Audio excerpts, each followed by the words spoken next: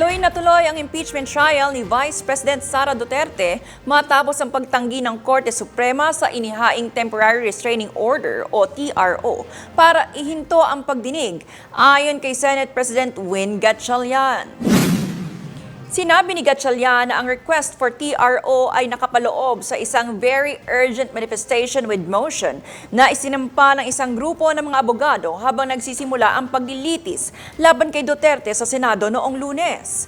Dahil denied ang TRO, hindi na nakakaapekto ang petisyon sa mga pagdinig ayon kay Gatchalian. Sa petisyon, kinwestiyon ni Attorney Israelito Torion ang paghalal kay Senator Cheese Escudero bilang tagapangulo ng impeachment court. Tanging ang Senate President umano ang maaaring mamuno sa mga impeachment trial maliban sa kaso ng Pangulo ng Pilipinas. 12 lamang sa 24 na senador ang naroroon ng amyendahan ng Senado ang mga patakaran sa impeachment noong Hunyo 3.